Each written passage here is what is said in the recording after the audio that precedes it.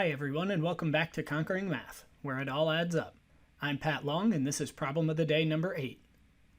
Let's take a look. Maya recently started making and selling her own scrunchies. She makes regular and deluxe scrunchies. The regular scrunchies sell for $3 each, and the deluxe scrunchies sell for $5 each.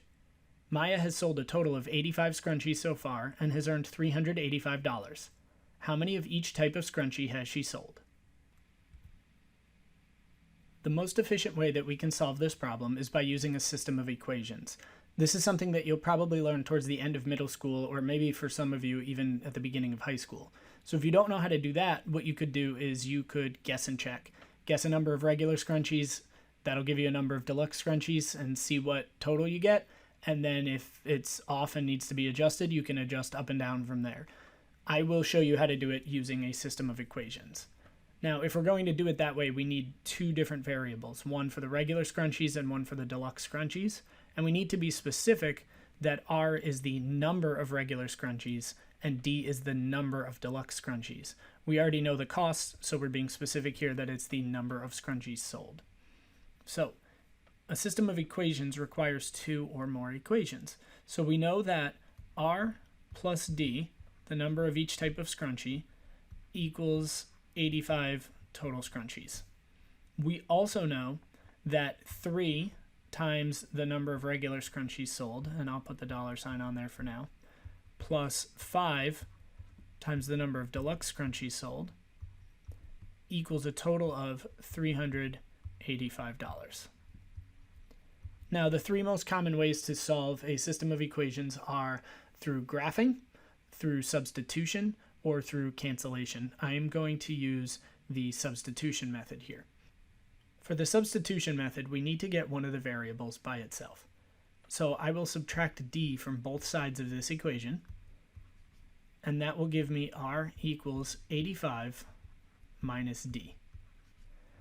And now that I've done that, I can plug this in for R in the other equation. So instead of 3 times R, I can write 3 times 85 minus D. And I'll get rid of the $signs now just to make things simpler. We'll put the units back on when we're done.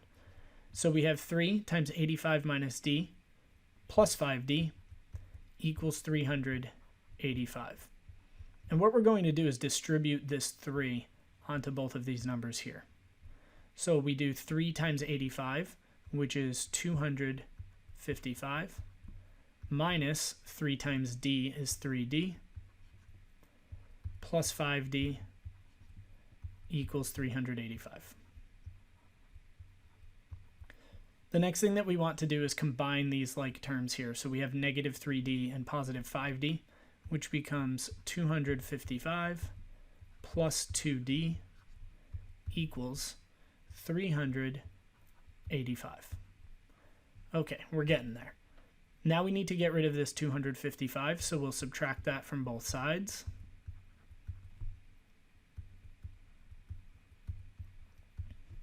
Which gives us 2D equals 130.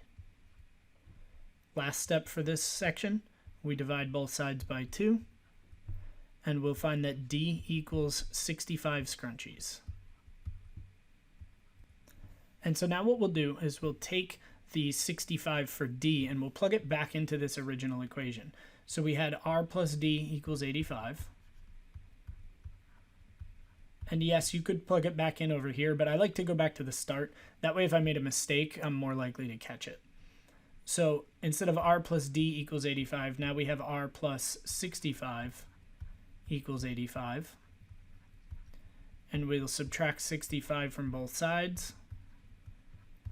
And that tells us that R equals 20 scrunchies.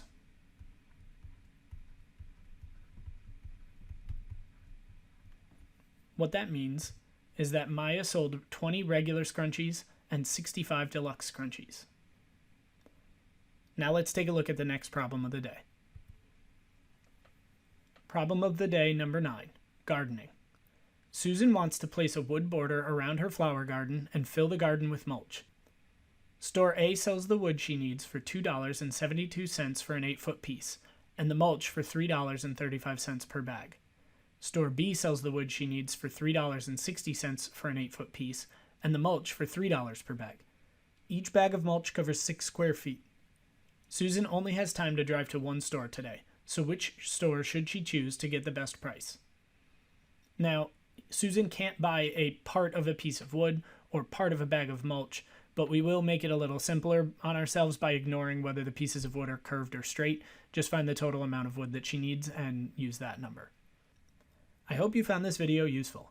Remember that the PDFs of each problem are in the links below the video. There's also a link to join the Conquering Math newsletter and get the problem of the day delivered straight to your inbox every day.